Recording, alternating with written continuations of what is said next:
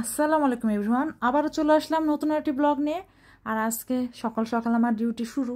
তো সকালের ডিউটি আপনারা জেনে গেছেন অবশ্যই এতদিনে, যে ডেইলি আমি গাছগুলোকে টেক কেয়ার করি। তো বাচ্চা আগে স্কুলে যায়, ওরে রেডি টেডি করাই দিয়ে তারপরে এই সময়টুকুতে আমি নাস্তা টাস্তা করার আগে গাছগুলোকে টেক কেয়ার করি, তারপরে নাস্তা করি। তো ডেইলি আমার একই রুটিন। আর এখানে আসলে আমার মনটা ভালো হয়ে যায়। দেখেন কি মিষ্টি একটা রোদ, যদিও গরম, তো গরমের মধ্যেই রোদটা দেখলে ভালো লাগতেছে। আর এখানে গাছগুলো শুকনা খটখটে হয়ে গেছে, ডেইলি পানি দেওয়াই লাগে, কোনো উপায় নাই। দেখেন ফুল ফুটছে।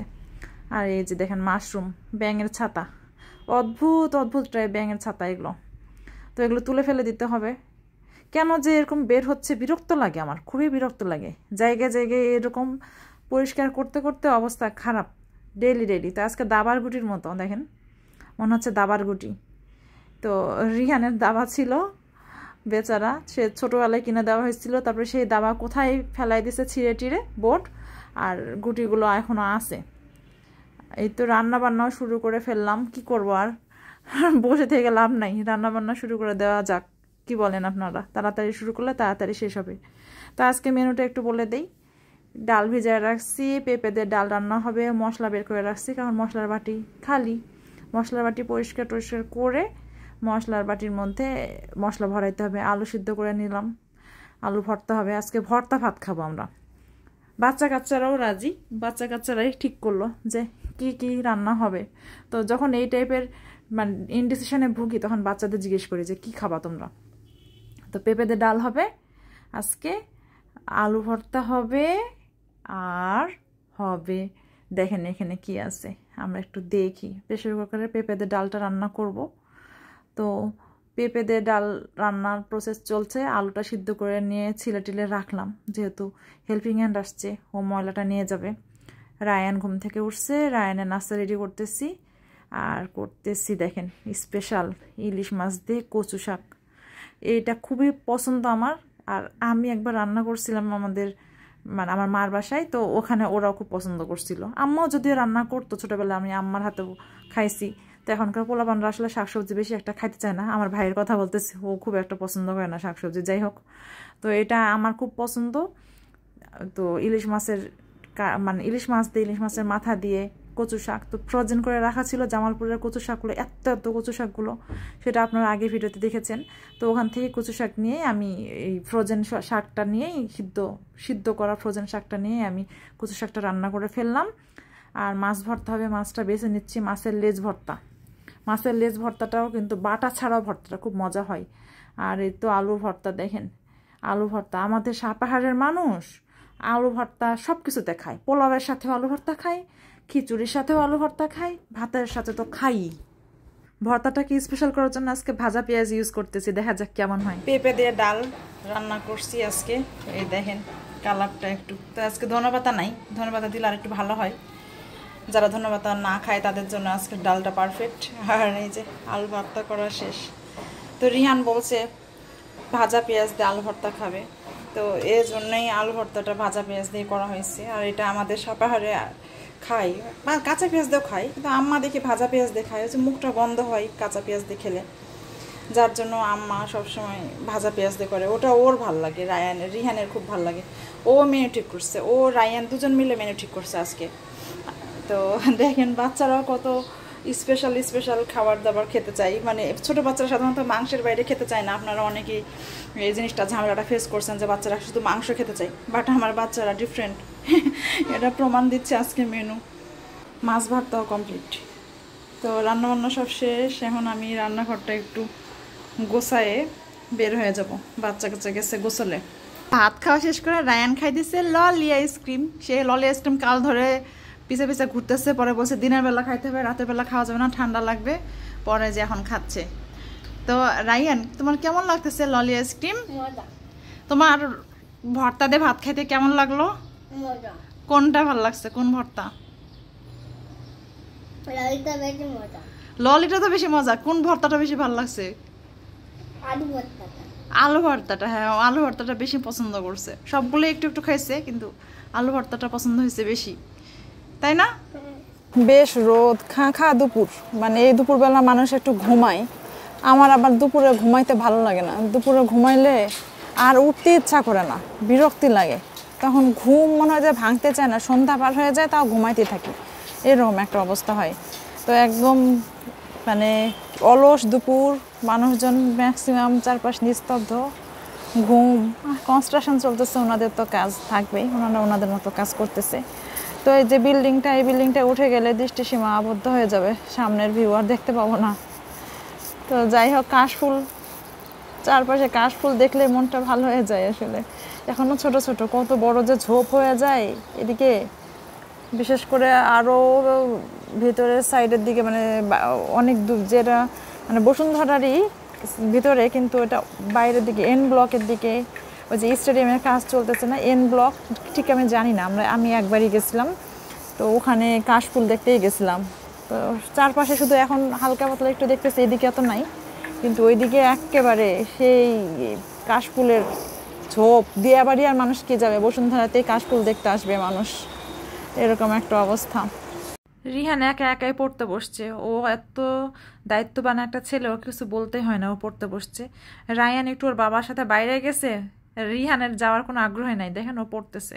ওকে আমি জিজ্ঞেস করলাম, ও বলে না আমি যাবো না, যাই নাই, আমার ভালো লাগে না এইসব। রিহানরা আবার রিহানকে ডাকতেছে পুষি, ওই যে আমরা ডাকি ওকে সব সময় পুষি বলে, ও আমাদের পুষি, আর রায়ান হলো মিনি। রিহানের বাবা রায়ানকে নিয়ে যে বাইরে গেছিল, দেখেন কি আনছে, আনছে পাউরুটি আর আনছে আইসক্রিম, এত গরম, ওরা দরজা লাগে এসে ছাড়বে।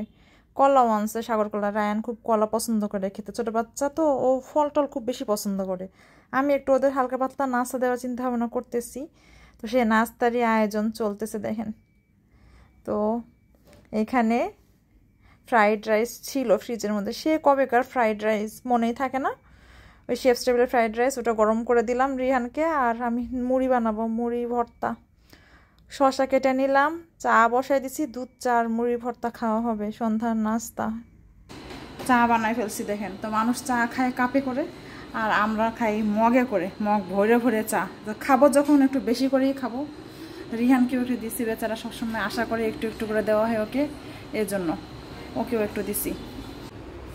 রিহানের বাবা লেবু নিয়ে আসছে, সে লেবু গাড়ির মধ্যে রেখে ও চলে আসছে, দিয়ে হচ্ছে আমরা ঘুমাইলাম একটু, ঘুম টুম থেকে উঠছি, এখন রাত অনেক হয়ে গেছে, মানে বললাম না যে ঘুমাইলেই আবার রাত হয়ে যায়, তখন দেখা যায় যে সহজে ঘুম ভাঙে না। তো এই যে লেবুগুলো নিয়ে আসছে, পরে গাড়ির মধ্যে রেখে আসছে, আমি এখন যে নিয়ে আসলাম নিচ থেকে, গাড়ি থেকে বের করে। তো একটু ভিতরে ভাব ধরে গেছে লেবুগুলা, একদম ভেজা ভেজা হয়ে গেছে, পানি মানে। তো এখানে যেরকম হলুদ দেখা যাচ্ছে, আসলে এত হলুদ না, ভিডিওতে বেশি হলুদ দেখা যাচ্ছে, ভালো, বেশ ভালো মনে হচ্ছে লেবুগুলা। জামালপুর থেকে যে নারিকেল আনা হয়েছিল, সেটা এখন অবশেষে ফাটানো হলো, আর এই নারিকেল কোড়া, তো এটা দিয়ে নারিকেল কোড়া বটিটা দিয়ে নারিকেল কোড়ানো হবে, তারপর মুড়ি দিয়ে খাওয়া হবে। আহ কি মজা! প্লেটে একটু দিয়ে দিব, আচ্ছা। বাচ্চার জন্য আঙ্গুর একটু নিয়ে যাইতেছি, একটু ভালো করে ধুয়ে নেই, আঙ্গুরে কীটনাশক থাকে, আঙ্গুরটা ভালো করে ধুইতে হয় বাচ্চাদের খাওয়ার জন্য। তো রায়ান আঙ্গুর কিংবা যে কোনো ফল খুব বেশি পছন্দ করে, তা এতগুলো তো ও খাবে না, সবাই মিলেই খাবো আমরা। নারকেল কোরানো শেষ, রায়ান খাবে চিনি দিয়ে, তো এটা চিনি দিয়ে মুড়ি দিয়ে মাখায় খাইতে খুবই বেশি মজা, পিঠা বানায় খাওয়া যায়, নাড়ু বানায় খাওয়া যায়। ও কি খুশি হয়, একটুতে খুব বেশি খুশি হয় রায়ান, সব কিছুতে সে নাচে। রাত বাজে অনেক, সব কিছু গোছাইতে অনেক দেরি হয়ে গেছে, সব টপ গোছায়ে রান্নাঘর ক্লিন করে বের হয়েছি, এখন খাবো গ্রিন টি। তো রেগুলার গ্রিন টি আমরা খাই রাত্রে, এই জন্য পানি গরম দিচ্ছি, পানি গরম হতে থাকুক, এগুলো সব রেডি করছি। গাছগুলো এখন এইখানে দেখেন, তো এই গাছটা আমি একটু টেক কেয়ার করি নাই কয়দিন, কেমন যেন শুকাই গেছে, এখন আমি এটাকে কি করবো, এর আগেরটাও মরছে, এখন এটা তো তাও বেশি দিন সার্ভাইভ করছিল, একটু খেয়াল না রাখলে এই গাছগুলো এত সেন্সিটিভ বলার মতো না। আর নেক্সট টাইম আমি এই গাছ কিনবো না, এই গাছ খুবই ভোগাইতেছে। আগেরটাতেও কাহিনী হয়ে গেছে, আগেরটাতেও একটু খেয়াল না করলে এই কাহিনী হয়ে যায়, আর এগুলো আছেই মোটামুটি সব ভালোই। তো সবচেয়ে সুবিধার গাছ, আরামের গাছ হলো মানি প্ল্যান্ট, এটারে যেমনে ফেলে রাখবেন অমনি থাকে। তো এই হলো অবস্থা। রায়ান একটু ব্যথা পাইছে, কী দিয়ে ব্যথা পাইছে সেটা একটু বলি। তো তো এই যে দৌড়ায় দৌড়ে আসে যায় এই জায়গাটাতে, বাচ্চা মানুষ সারাক্ষণ লাফালাফির মধ্যে থাকে, এখানে ব্যথা পাইছে। রিহান বাবা এসে ওকে দিছে বকা। রিহান ভাবছে রিহান মনে হয় কিছু একটা করছে, রিহান রাগ করে শুয়ে পড়ছে। দেখি ওকে একটু মানটা ভাঙাইতে হবে। এই লাইটটা সারা রাতি জ্বলে, কারণ ও একা থাকে তো, ছোট মানুষ তো ঘুমায় পড়ছে। বাবু বাবু তোমার বাবা তো বুঝতে পারেন নাই, এজন্য তোমাকে বকা দিছে। মন খারাপ করো না সোনা, মন খারাপ করো না। বাবা ঘুমের ভান করে পড়ে আছে, ঘুমাই নাই, ঘুমাই নাই। দেখছেন বাচ্চাটা, বাচ্চা মন খারাপ করো না। হ্যাঁ কত বুঝে বাচ্চা, মাশাআল্লাহ এত ভালো, এত একটু বললে বুঝে। আর রাইহান তো সারাক্ষণ প্যাপু আছেই, তো রিহানটা অনেক আসলে টলারেট করে। বড় ভাই অনেক দায়িত্ব বেশি, সে দায়িত্বটাও সে মেনটেন করে। অনেক খারাপও লাগে অনেক সময় ওর জন্য, কিন্তু তারপরে আমি দুজনকেই একেবারে ইকুয়ালি দেখার চেষ্টা করি, যে কারো পক্ষপাতিত্ব করি না, সাধারণত বিচারটা সমানই হয়। তো যাই হোক, ইনশাআল্লাহ আপনারা দোয়া করবেন দুই বাচ্চা যেন ভালো থাকে। আর দুজনের এরকম হবেই, দুই ভাই বোন যেটাই হোক, ভাই বোনদের মধ্যে একটু ঝামেলা অনেক সময় হয়, আবার দুজনের ছাড়া থাকতে পারে না, এরকমও হয়। তো রিহান একটু আল্লাহ হাফেজ বলে দাও তো। তো আজকের মতো এ পর্যন্ত। সবাই ভালো থাকবেন, সুস্থ থাকবেন। অমিতাজ ড্রিম অবশ্যই সাবস্ক্রাইব করে দেবেন, আর অমিতাজ ড্রিম ফলো দিয়ে আমাদের সাথে থাকবেন। তো আজকের মতো এ পর্যন্তই। আল্লাহ হাফেজ। আল্লাহ হাফেজ।